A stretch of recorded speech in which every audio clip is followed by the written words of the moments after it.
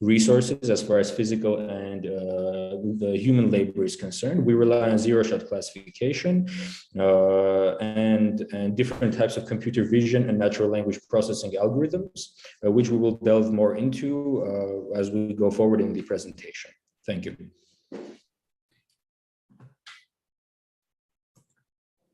Okay, in continuing with the GPSDN model in the business understanding phase, our target was to obtain complementary measurements of the SDG system associated with the perception of discrimination through Facebook. Let's remember that the SDGs we were working on are the 10.3.1 and 60B1, proportion of the population reporting having felt personally discriminated against or harassed in the last 12 months, and SDG 16.7.2, proportion of the population that believes that decision-making is inclusive and responsive by gender, age, disability, and population group.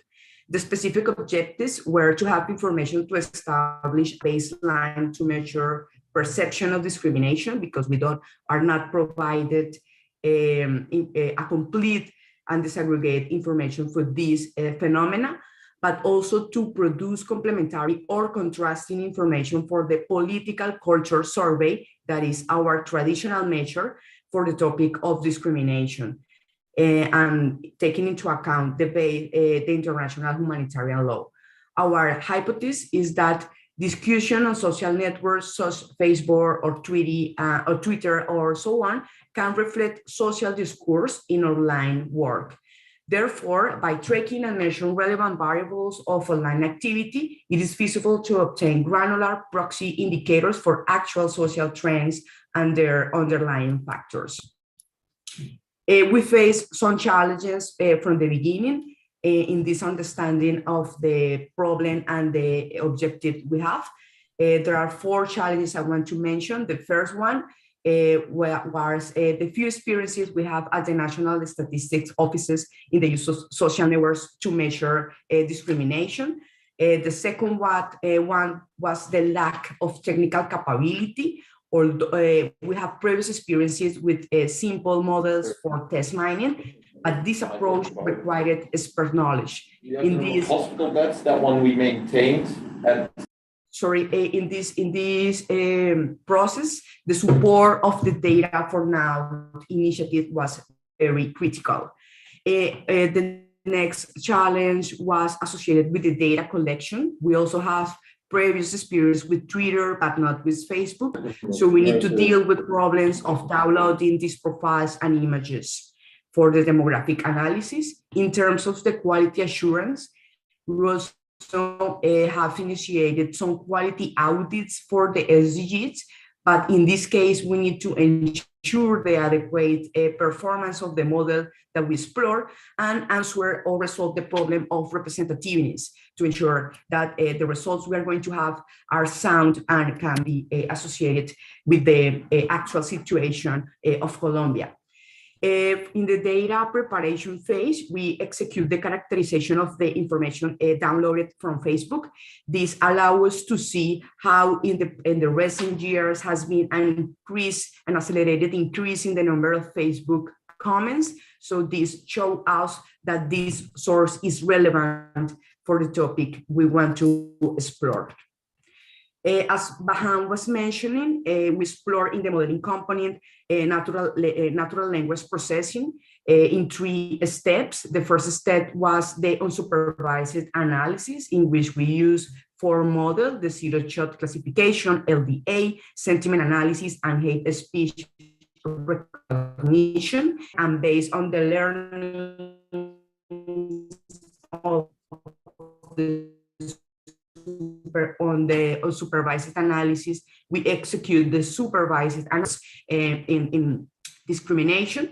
And in the third step, we execute the contextual information based on a prediction model using Google News. Continue, Bahan. Yes, thank you, Juliet. This slide shows some of the performance of language classification as carried out by the zero-shot classification models for Spanish language, fine-tuned for the Spanish language. So as we can see, we have several, in the columns, we have several types of discrimination, including racial discrimination, economic, political, immigration, so on and so forth. And we have under the text column the comment that is being analyzed.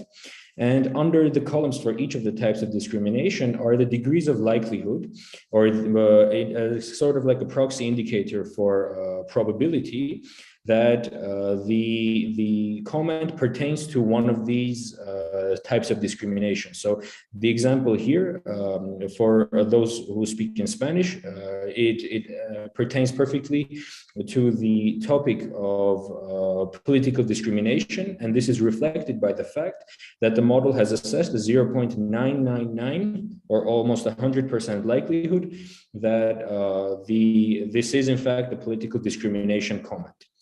And this is done for hundreds and thousands of comments. I think right now we have over 700,000 comments that are being analyzed using this methodology.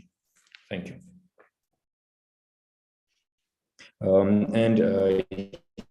Here.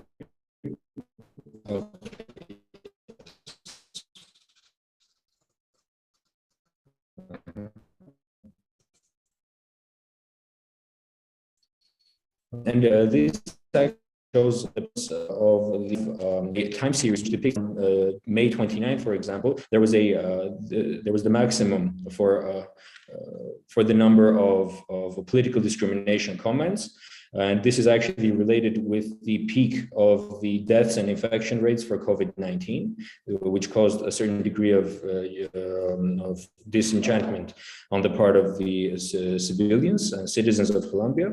And then we have a downturn on June 2nd, which was related with mobility restrictions in Bogota and Medellin, which are some of the two of the largest cities in Colombia.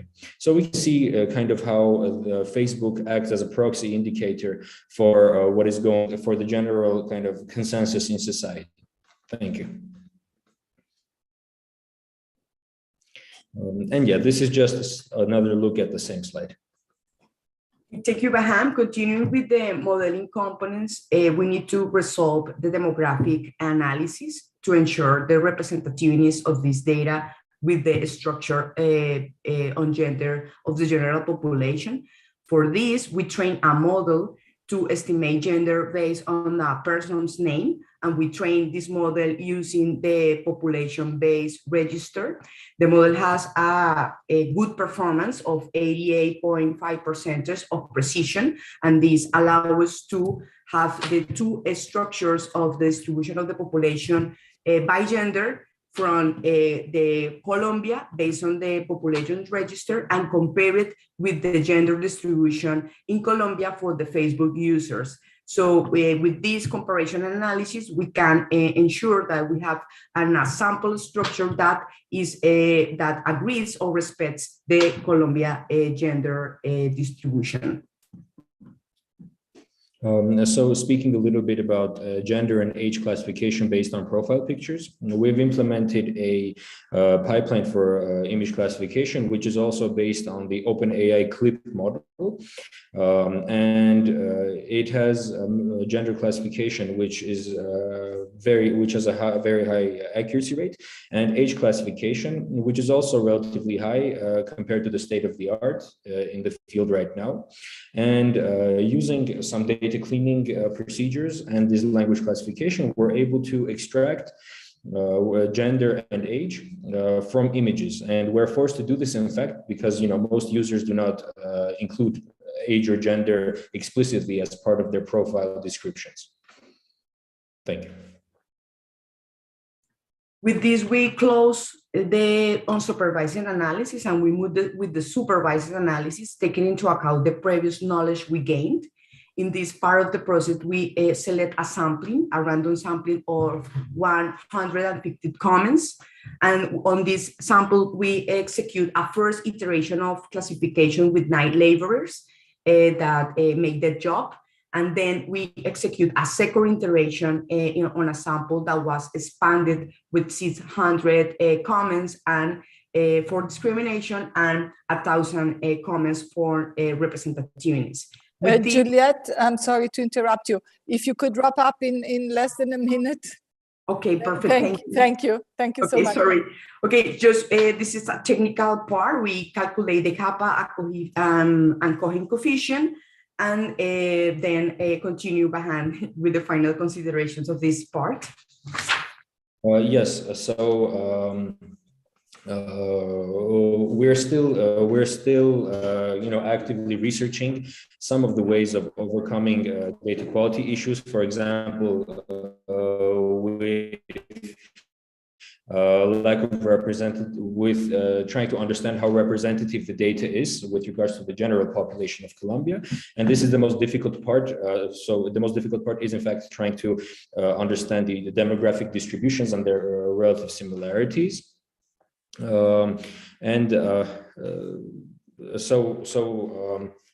The remaining portion of the task is actually related with increasing the accuracy of the language classification models, increasing the stability of the data gathering pipeline, and also increasing the representativeness of the data by capturing a larger proportion of the at least population that is active in the social media landscape.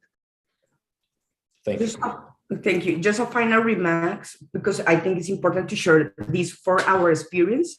We need to, I want to highlight the importance of having cloud services that support all the technological architecture of these projects.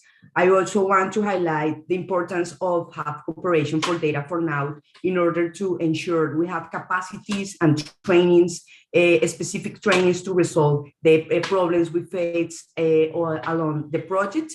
I also want to highlight the importance of working with other actors of the National Statistical System as the Presidential Council for Human Rights that allow us to ensure a sound methodology for the classification of the comments. So I think this has been an amazing opportunity to learn and to have improved our capacities to explore and use these alternative sources. So thank you. Thank you so much, Juliet and Bahan. It's incredibly interesting. I wish we had more time. Sorry to having to rush you, but it's great what you shared already. Very interesting. So I'd like now to turn to our speakers from Senegal. Before I do so, though, let me remind you, you can put questions both on the chat, but preferably in the Q&A part of the platform, the Zoom platform, so that we can then later address your questions. So now over to Senegal. They will be talking about engaging with National Statistical System to build a COVID-19 hub in the country. So we have with us today Madonna Wissi Sall, who's from UNSD, the Statistical Office of Senegal. She's the National Statistical Office focal point for the Data for Now project, a statistician and in the National Statistical Office, and works in programming, harmonization, statistical coordination, and international cooperation. And we also have Sheikh Faye from the Initiative Prospective Agricole et Rural, IPAR, from Senegal also. Over to you. Thank you. I am happy to present the Data for Now project in Senegal. The National Statistical Office of Senegal, UNSD, is the owner of the project at the country level. To explain briefly, in Senegal, there is a law that defines the institutional component of the National Statistical System. According to this law, the National Agency for Statistics and Demography is the main statistical body of the NSS. The other public structures of the NSS are also identified by this law. In its implementation, the Data for Now project has adopted a participatory approach. First, to identify priorities, a workshop was organized in Kigali. During this workshop, 5 themes on which to focus were identified based on an alignment between the SDGs and the National Strategic Plan. After several consultations, UNSD and SSS stakeholders have chosen to focus on indicators not yet produced by the NSS and for which information is available. During the implementation of the project, the key stakeholders are involved. Indeed, the UNSD ensures the availability to scheduled training workshops. Can you skip to the other slide? Yeah, I am on this slide. Yeah, thank you. During the implementation of the project, the key stakeholders are involved. Indeed, the NSD ensures the availability to scheduled training workshops. All NSS stakeholders who are potentially involved in the production of data for the calculation of variety indicators are invited, and their opinion are considering after the training session. Next. The project has also facilitated the involvement of and the direct collaboration with several partners along the entire process. Three of the key partners involved in the capacity building on SSS stakeholders in Senegal are FAO, UN Habitat, and United Nations Statistics Division. You know, I am, no, I'm sorry, but yeah, I am on this slide. No, not this one. Yeah, this one.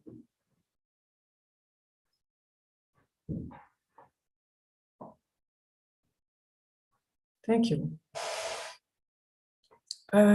So I was saying that the three of our key partners involved in the capacity building of NSS stakeholders in Senegal are FAO, UN Habitat, and United Nations Statistics Division. So in collaboration with FAO, D4N helped to build the capacity of ANSD and SSS stakeholders to produce this indicator themselves. To do so, an FIS training was organized on September 8 and 9. A training on the indicator 231 and 232 was conducted on November 23rd and 24, and another training for the same indicator is scheduled for May 24 to 27. In collaboration with UN Habitat, a training workshop is scheduled in the first week of May. And in collaboration with the United Nations Statistics Division, D4N project plan capacity building on the small area estimation. Next.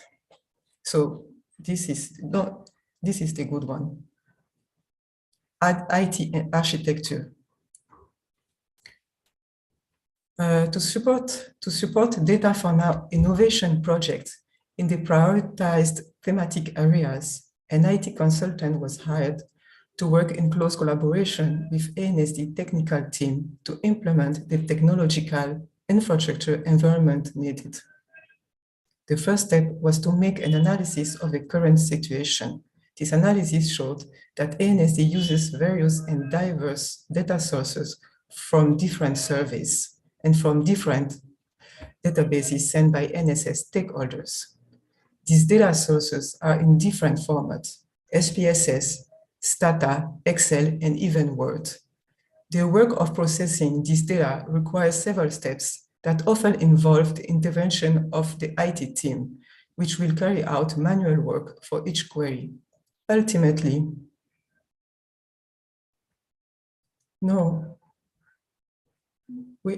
thank you. Ultimately, this leaves less time for statistical analysis work. After workshop and discussion with the ANSD teams, a customized platform was identified to have a unified method of storing and processing massive data from various sources. The main objective is to improve the production of the SDGs and create a single shared source of truth. We have reached the deployment stage of this platform. Close work between UNSD and the ANSD IT team was allowed to define the workflow. 2 consultants have been hired. The data that will be used to set up this platform has been identified. It will be the COVID-19 data produced by the NSS. Meetings between the consultants and the INSD team were held to discuss on the work scheduled and the technical prerequisites to be set up. Next. I will not insist on this part. Next. Thank you. No, you can return back. Thank you. So I will go directly to the last priority theme, which is the COVID-19. So to set up a data platform on COVID-19 in Senegal, the D4N project hired a consultant to conduct the data cataloging and profiling of the various COVID-19 database produced by the NSS stakeholders. The consultant's findings identified the 10 most relevant databases produced by the NSS stakeholders. UNSD is in the process of retrieving them to set up an integrated platform for COVID-19. So I will let la parole à Cher. Cher, c'est à ton tour.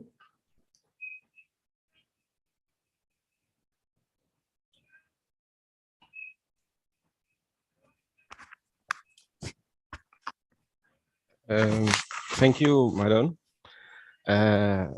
Indeed, the study has identified 30 databases and the 10 most relevant. And just remember that the purpose of this study was therefore identify COVID-19 related databases and determine their suitability for integration into a national data platform. Also review sources for data deemed relevant and profile identified data sources. And in order to achieve these objectives, we use a methodology taking in account the context of pandemic. The context, the COVID-19 context require a virtual communication approach due to the limitation of physical contact. Thus, we conducted data collection mainly by telephone, and the approach consisted of identify NSS structure that produce pandemic-related data, mapping data set, and selecting the top 10 priority data set based on an indicator of relevance. To do this, we use the list of 95 member structure provided by UNSD. These allow us to identify 30 data sets and profile them with the indicator of relevance. And for the characteristics, the profile, we can say that the magnitude of COVID-19 has led to significant data collection and monitoring initiatives. Thus, the need to produce data are generally indispensable for a set of actors. Thus, more than half of the data are produced regularly, or 56.7%. However, the accessibility of this data is problematic. Only 50% are accessible to any user. They are mainly from administrative sources and sample survey. In terms of representativeness and disaggregation, 70% of dataset can be disaggregated by region, and 90% of identified data can be disaggregated by sex. All data profiling information was used to construct the relevant index. The relevant index and data relevance index for the COVID-19 data platform feed ranked the 30 data sets in order of relevance. In this table that you see on the screen, you see the 10 most relevant data bases. These are data to follow up on the pandemic. There are data to assess the impact of the pandemic on commodity prices, and data also to measure. Could you please go to the full presentation mode? It's difficult to see the table. You can't see the table? It's in the edit mode. If you could switch it to the presentation mode. Let me, 1 second.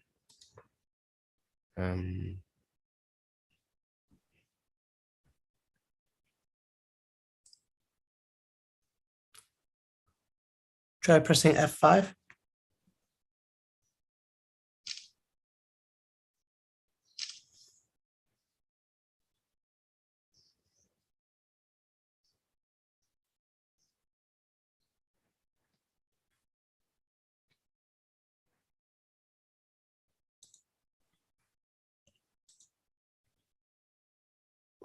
That's okay? Yes, much better. Thank you. Okay, so the data that you are see in the screen are related to data we can use to measure the impact of the pandemic on the maritime traffic, on employment. We can use also data to measure impact on the culture, on also sanitation, but we can use also data for to know what is the impact of the pandemic in our in threat, but in conclusion, we can say that study provides benchmarking to for measuring and tracking the spread of the COVID-19 pandemic, but also the impact in Senegal to help inform decision. Thank you.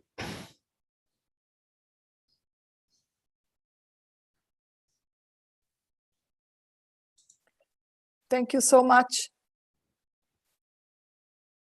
It is now my pleasure to introduce Claire Melamed, who's the Chief Executive Officer of the Global Partnership for Sustainable Development Data, who will moderate the panel with great panelists. Claire, over to you.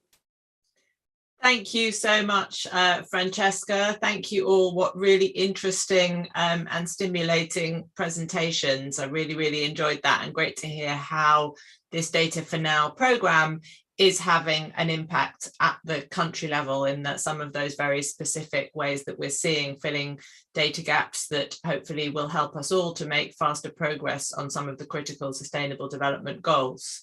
It's a great pleasure now to introduce to you a panel, and our aim here in this session is really to sort of zoom out from these really interesting and inspiring country examples and think about some of the just to think more broadly about the Data for Now initiative and how that can support progress in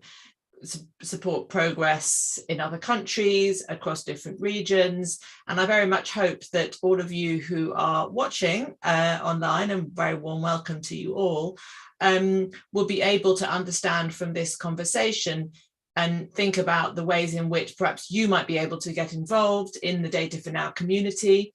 As Grant said at the beginning, we think of this as a community. We want this to be a network through which we can disseminate innovation, learn from each other, develop new ways of doing things, and in doing so help to make progress on key policy priorities. So really happy to introduce my panelists, who I can't see. So I don't know, colleagues, if you'd like to turn your cameras on. Charles, very warm welcome to you. Lovely to see you all here. I'm going to very quickly introduce everybody just by name and title. So perhaps you can just give us a little wave when I say your name, and then we'll jump straight into the conversation. So very happy to welcome on our panel Mr. Biratu Yigezu, who is the Director General of the Ethiopia Statistics Service. Welcome to you. To welcome Mr. Omar Saidu, who is the Coordinator for Data for SDGs in the Ghana Statistical Service. Lovely to see you there, Omar. To welcome Ms. Yanni Utiklen, who is the Head of Division for the International Development Cooperation and Statistics Norway. Also an old friend of Data for Now, Dr. Charles Campolo from the African Institute for Mathematical Scientists, and very happy to also greet Ms. Rachel Bevan, who is the Director for Statistics at the UN Economic and Social Commission for Asia and the Pacific, known to some of you as UNSCAP.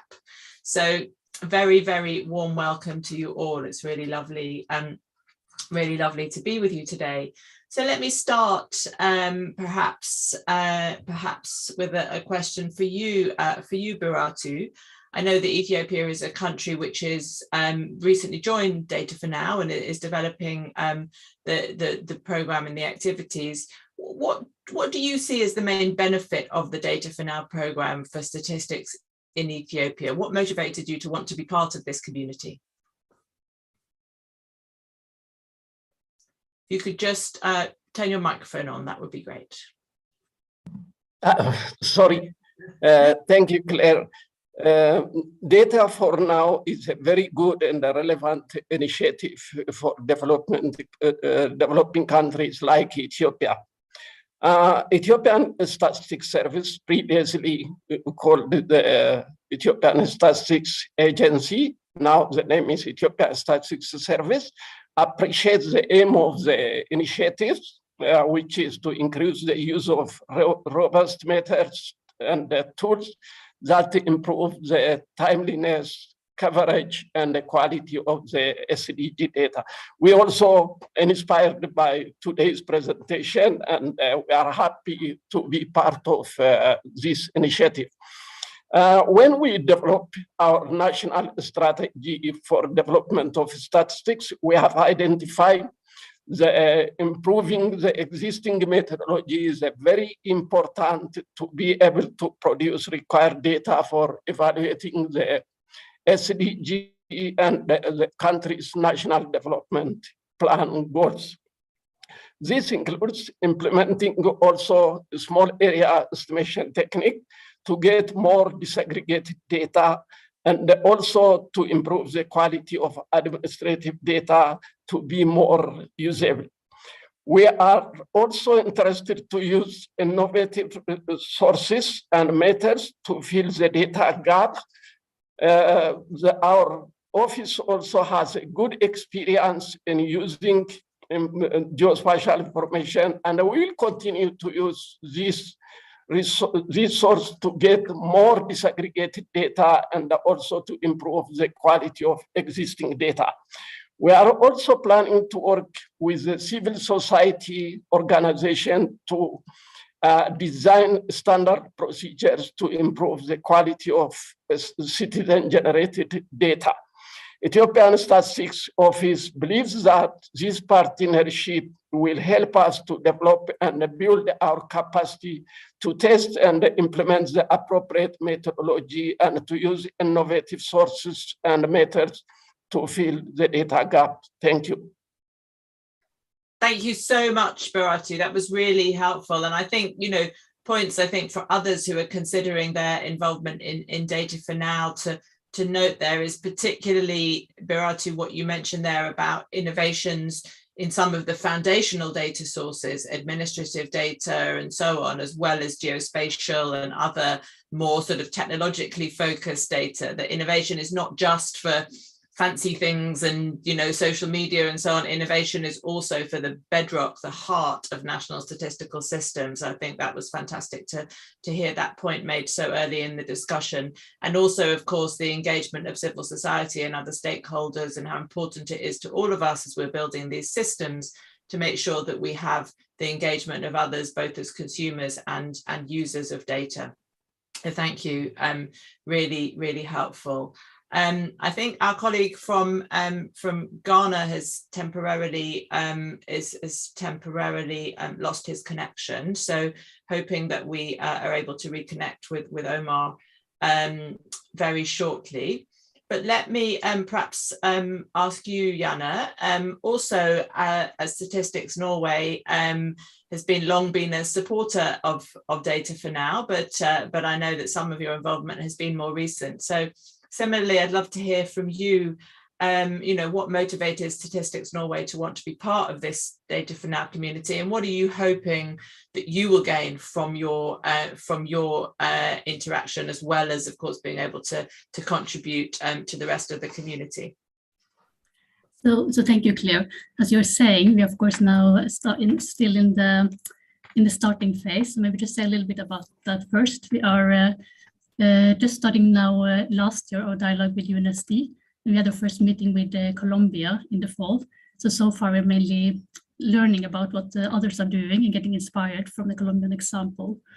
But now we are looking, of course, to find potential partners and projects where we can contribute also and work together with collaborations. But for us now, the first and maybe most important step is to look at actual demand and find out what potential partners in the Data for Now initiative requests. So one important advantage we find from this initiative is that it focuses on being demand-driven, and that the prioritization should involve not only the NSOs, but also the relevant stakeholders, as mentioned before.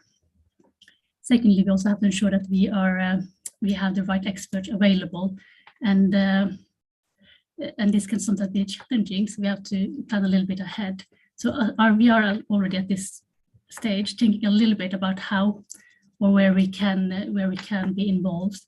So just to mention that quickly as well, we're looking at two main paths, where the first one is related to the use of administrative data. As just mentioned by you also, there is innovative methods of using administrative data, and this is important to keep in mind.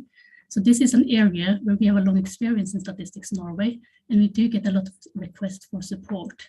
And we see that many NSOs are very keen to take better advantage of the administrative data in their countries. So typical questions would be often about the quality of administrative data, also how to link the data or how to get access to data. So these are areas where we could typically be involved in future. The other part would focus on methodologies and innovating use of data sources. So here we're exploring different possibilities, which could include web scraping, geospatial data, machine learning as some examples. So I think from our side, I can also just mention that because we do have, of course, being at the very early stage of this, we are also looking at how we can contribute. But what I can say is also we have a big team we can draw on.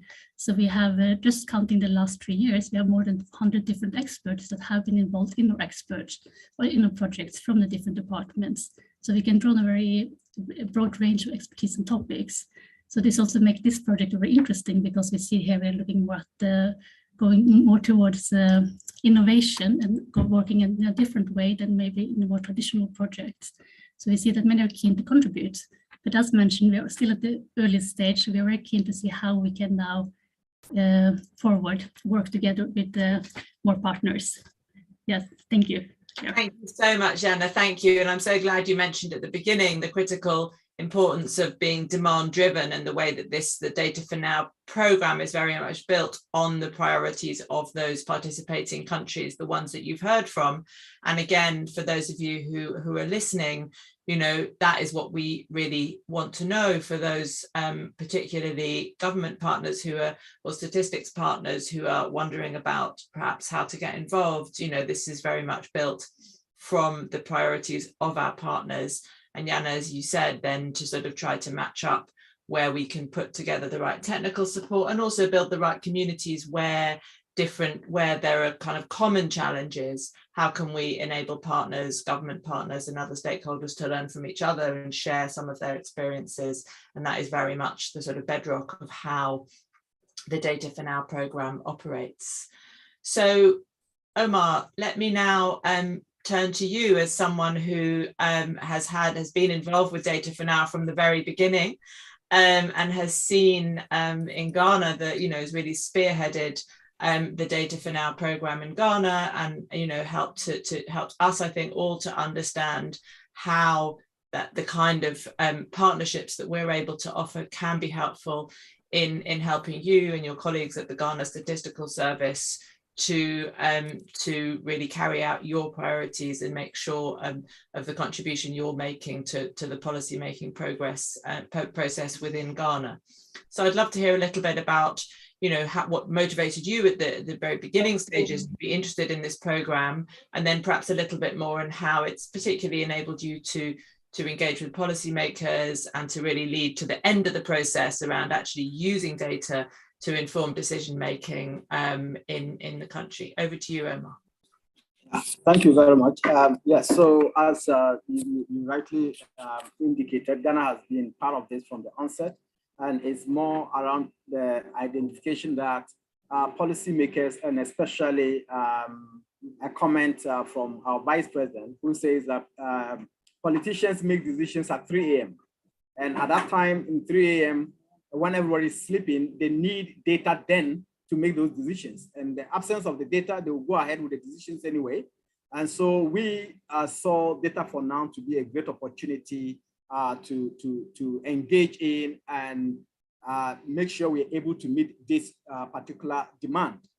So what we have done is to try to leverage this opportunity to innovate around using non-traditional data sources that can chime in more quick data information to support policies. Quick examples. For instance, when we got COVID, the first cases of COVID in Ghana, and the president of Ghana instituted the lockdown. Within 3 days, we came up with mobility analysis to support government to understand how people were responding to the lockdown in the major cities that a lockdown had been established. And this could not have been possible if we had not used innovative data systems, because within 3 days of the lockdown, these were already published. Another thing we have been able to do is to leverage this. And if you understand the context of Ghana, illegal mining is one of the things that is driving the loss of forest cover. And so using this platform, we were able to identify over the last couple of years some of the forest reserves, protected areas that have been deforested. And we had documented this for a period of 5 years. And when we made a presentation to the Parliament of Ghana, we got the Speaker of the Parliament of Ghana, especially in the year 2020, when the destruction in one particular forest reserve was 10%, which was more than the destruction over the last 5 years. So the leader of the government business in Parliament said, Omar, we need you to present this to cabinet because we need to understand the destruction we are causing to ourselves. So this gives us indication that when you have data at the time policymakers need it, they are able to act promptly to resolve issues. Another example I would want to use is for the first time in the history of Ghana's statistical service, we had opportunity of being part of a parliamentary committee going to perform their oversight responsibilities in selected areas. And so quickly we mobilized data together within a week for those areas on SDGs goals 1, 3, and 4, and data covering a period using administrative data, covering a period of 6 years. And when they visited those areas for the oversight, they could see that there was no proper alignment of the evidence available through what we compile and the program being implemented by those. So that immediately triggered some action by the members of parliament. And so these have been some of the benefits that we have immediately seen being part of this program. And this, we believe, is something that we want to continue to be part of. Thank you so much, Omar, and thanks for all your work and support during the duration of Data for Now. And I think that point about parliaments is so critical. You know, as you say, your vice president is really a trailblazer in the use of data in the executive for decision making, for policy making, and so on. But obviously your work engaging with parliament is so critical in the use of data for accountability. And, you know, just as we think about data for policy making, we also mustn't forget the critical role of data in enabling others to hold those policymakers to account. and really kind of delighted that that has also entered the conversation. So thank you for that. Let me turn now to Charles Campolo, who has led, who has really been so key across, you know, much of the region in working with some of the governments that you have seen here and many others in helping to deliver some of the capacity building that, again, is a really critical element of Data for Now. As we have discussed with partner governments what is needed, we've heard already some of the issues around access to data, around data infrastructure from our colleagues in Senegal and so on, but all of this relies on having people who are able to use the data, to use the infrastructure, to understand the methodologies and apply them in a way that produces reliable information upon which, as we've just heard, both policy making and accountability depend. So Charles, let me just hear from you a little bit about, you know, some of the key contributions that AIMS has made, and really what you see as the benefits of being involved for AIMS in the Data for Now program across the region and beyond. Thank you. Thank you very much, Claire. It's great to be part of this conversation. So as you rightly put it, from the inception workshop that happened in Kigali, AIMS has always been part of the conversation with other partners to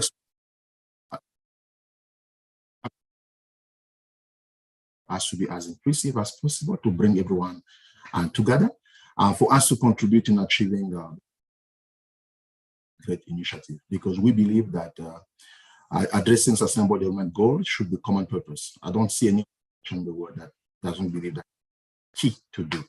So as an academic and research institution, AIMS has leveraged both the expertise, the know-how, which is what we, but also the resources of having a Pan-African network of Center of Excellence across Africa to do a couple of things. One is what you said, sit on the table, help assess the skills and capacity gaps, especially of government institutions that are involved in the initiative.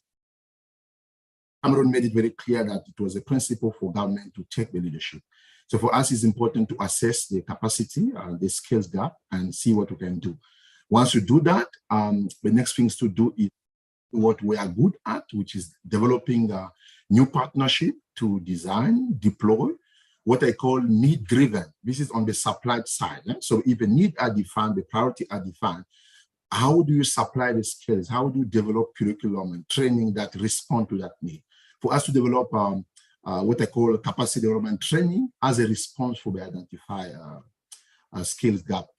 And so, yes, there's a couple of examples maybe you wanted me to share, but for me, the partnership that a global partnership for sustainable development data brought forward, because the role that you are playing to really bring all stakeholders together is quite key in a manner of trying to leverage those kind of relationships and do things a little bit differently. That's the type of innovation. So I have an example of the data science fellowship program that both GPSDD and AIMS developed. The objective was for us to really strengthen the skills and capacity of African institutions, data science tools and techniques to enhance data and statistical processes and outcome.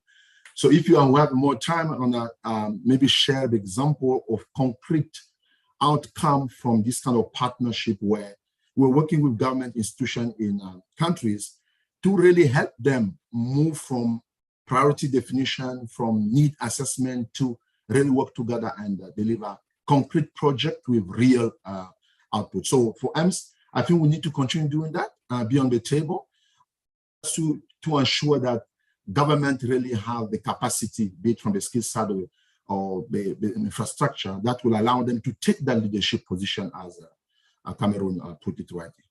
Thank you.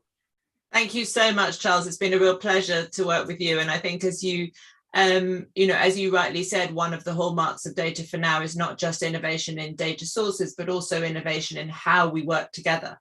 And I think the fellowship is a really good example of that. And, very excited that after, as you say, some really successful initial works. We're hoping to be able to scale up the fellowship program very soon, so watch this space. And you know, I think it's a great example of how we can kind of use Data for Now really as a learning platform, and learn together through this community about how to improve our practice. So we've heard a lot. We've heard a lot from different speakers about some of the sort of specific country level initiatives and some of the great progress that's been going on now. I want to turn now to Rachel in her capacity as the head of statistics at SCAP, and just think about the regional perspective. You know, in different ways have been involved with Data for Now from the very beginning and seen it grow. And I wonder from your now current perspective at SCAP, how you see Data for Now helping with the kind of regional perspective and helping to build those communities for innovation and for progress at the regional level. Over to you, Rachel. Thank you very much. And as you say, I have been involved right from the beginning. Yeah, I think that what we have seen is we've got lots of examples, as we've heard already today, about what's going on at the country level. And we've got lots of examples of kind of in one country where one indicator's been worked on and a whole new kind of partnership's been developed there. But I think that in order for us to really look at the future, we need to look at how we can really build on that and how we can scale that up. Because we obviously can't kind of devote the resources that have been kind of put into working at one country on one indicator. We need to kind of actually look now, I think, at how we can actually build a bit more to actually build at scale. So we need to kind of look at not just what we're doing on one indicator, but how we can kind of develop tools that can then be used, say, on another kind of similar indicator, or used in a kind of another context. And then use those tools, adapt them maybe, but kind of build on what's being done already, so that what we're not having to do is to keep kind of rebuilding when we're kind of coming to look at every single separate indicator in every country. So I think in terms of the role for SCAP and other regional organisations, I think there's a real role for us there in terms of how we can help countries with that.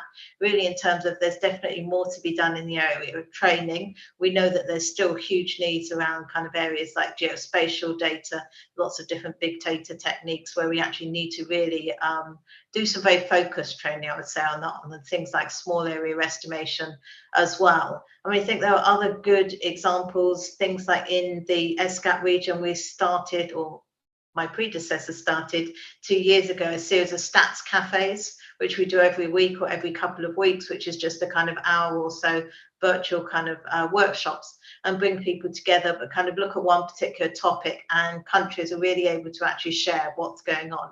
But it gives them an opportunity to actually do it quite informally and actually talk to each other about different examples. And I think that has really started to kind of spur people on and beginning to actually ask questions from each other about, oh, I heard about this, can you tell me a bit more? So we've seen lots of examples there about countries sharing, Indonesia sharing the work they were doing on tourism data, using kind of web scraping. There's lots of others like that, but I think things like those informal fora can really help. I mean, going forward, I think we probably need to continue to build the partnerships, but also I think look a little bit more carefully at some of the guidance that we've got, and also work a bit more, I think, about joining up the country level, what's going on there with the kind of global guidance, global training, and helping countries a bit more so that they can really scale up this work. Thank you.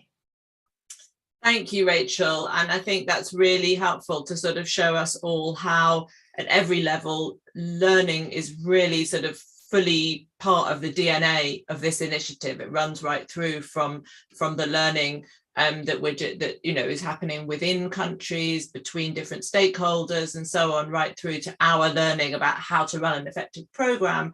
And then, of course, this learning, as you say, at the regional level and across communities formed around different challenges, different sectors, that can really make sure that the innovation that we're generating in these countries is being diffused right across the network and through the program. So thank you so much. Now we are inevitably almost out of time on this panel, but I'm very aware that we absolutely haven't got anywhere close to tapping the expertise of all of the panel members. So if I may, I'm going to do that classic chair's annoying last question tactic, and invite you all for a sort of 1 or 2 word answer. You know, Data for Now is all about finding the places where innovation can make the most difference, and innovation not for its own sake, but to support systems, to support policy, and to really ensure that statistical systems are delivering what their users need.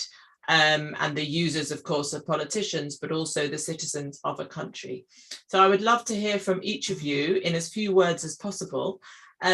What are the specific areas in which you think innovation is most needed? And it could be, we could be thinking about a sector, we could be thinking about a type of data, about a function or area of activity. What's your wish list for where you would most love to be able to drive forward innovation in your particular context? So let me go back to the same order in which everybody first spoke. And Biratu, I'm afraid it falls to you to kick off, to just quickly come in with your 1 or 2 words on what's your dream for where you most want innovation to happen. Thank you. From today's presentation, I think we learned a lot, and from our side, we are really happy to involve in areas like the involvement of geospatial information, or merging the geospatial information with statistical data, and also on small area estimation, since we have a problem in these areas to provide data at a disaggregated level. Thank you.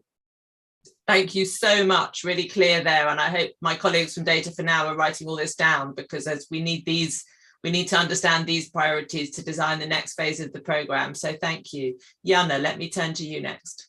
Yeah, thank you, Claire.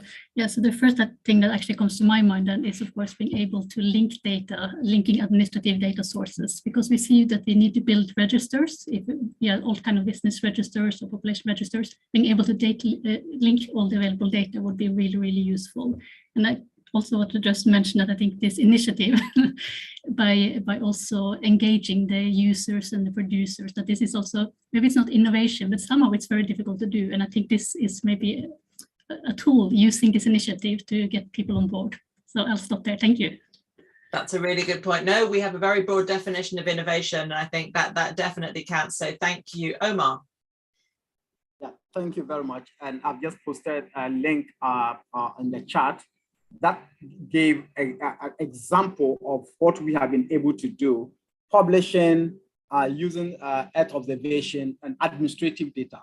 Leveraging this, because administrative data is where we can focus to get local level data, disaggregated data that feed directly into policy. And when we did this for only 5 districts in November 2021, now as we speak, I'm in the next room training people who are now going to do it for 101 districts out of the 261 districts in Ghana.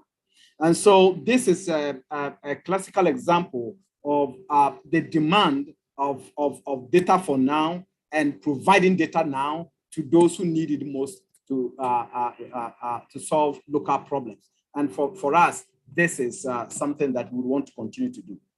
Thank you. Thank you so much. And I think a really good reminder that, we have to take this right through to the local level if this is really going to have the impact that we want. So thank you so much to you, Charles. And thank you, Claire. I was just thinking about how can we sustain the positive change that we're talking about. And for me, the human side is very important to change the way we really build capacity and upskills the champion in this institution. I'm looking at change of mindset in the way we build capacity, so that we put this champion, this official statistician, at the center of sustaining those kind of changes that we're making. So we don't want to send them to the university to do another degree in data science.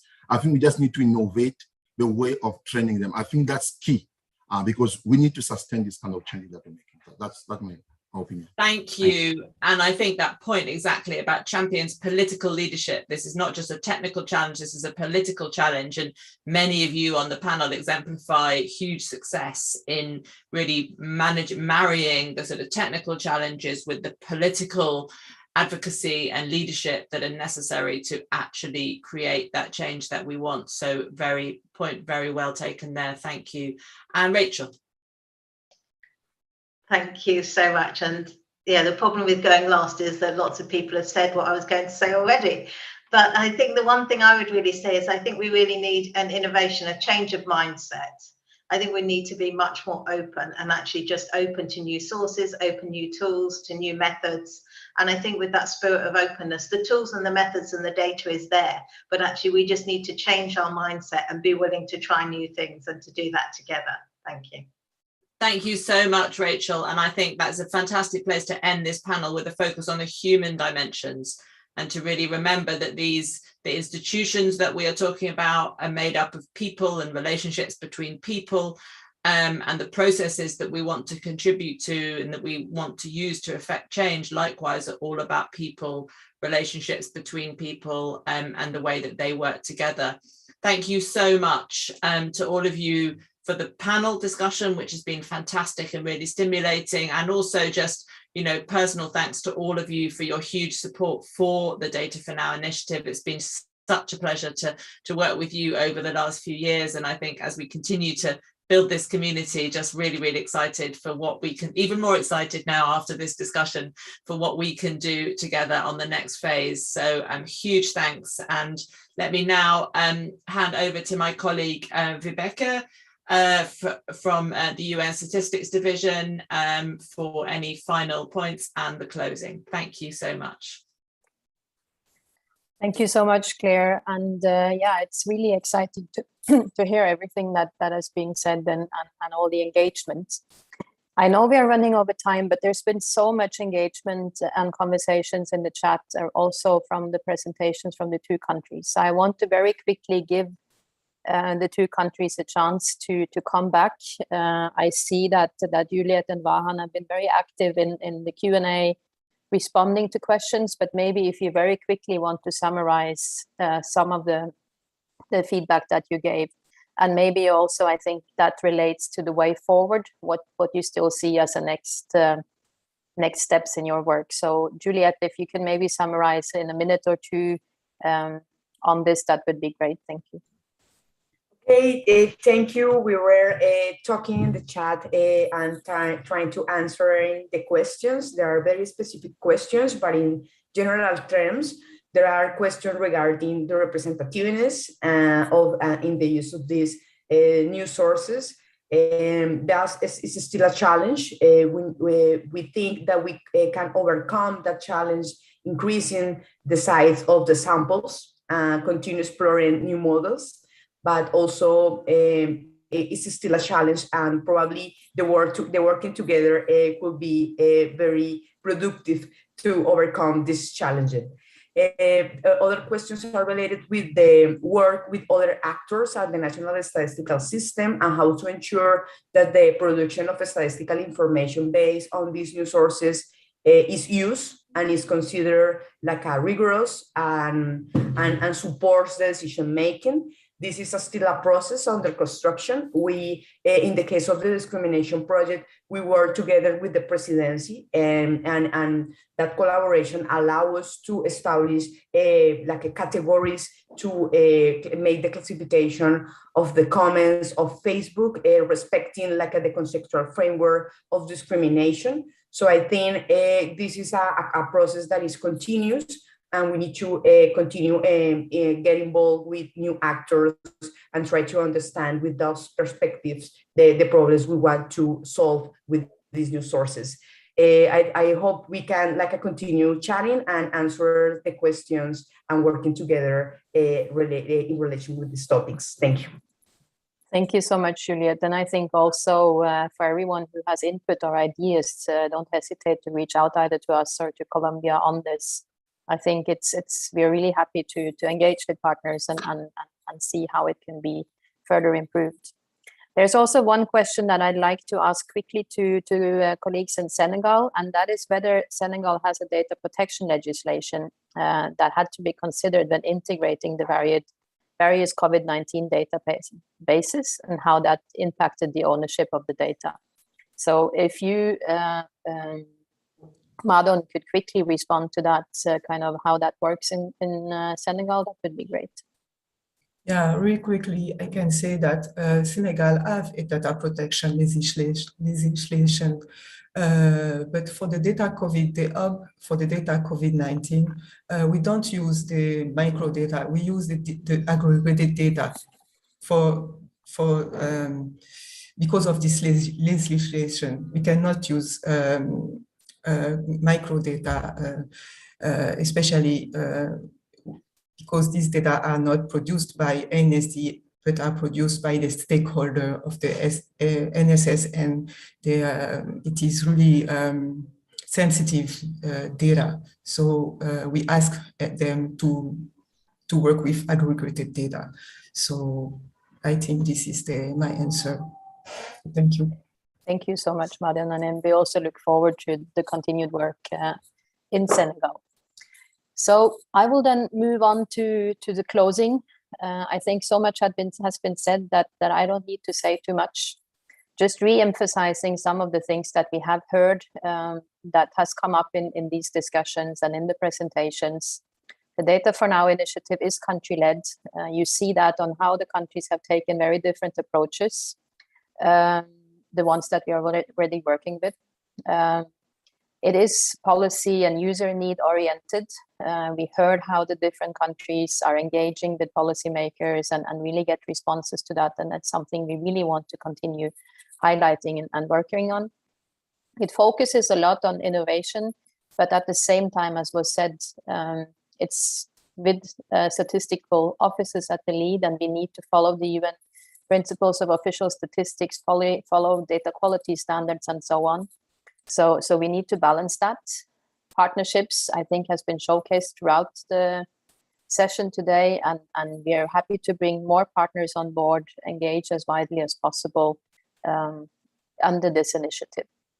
Two things that have been mentioned also, I think particularly by Rachel, is on the kind of how do we scale up.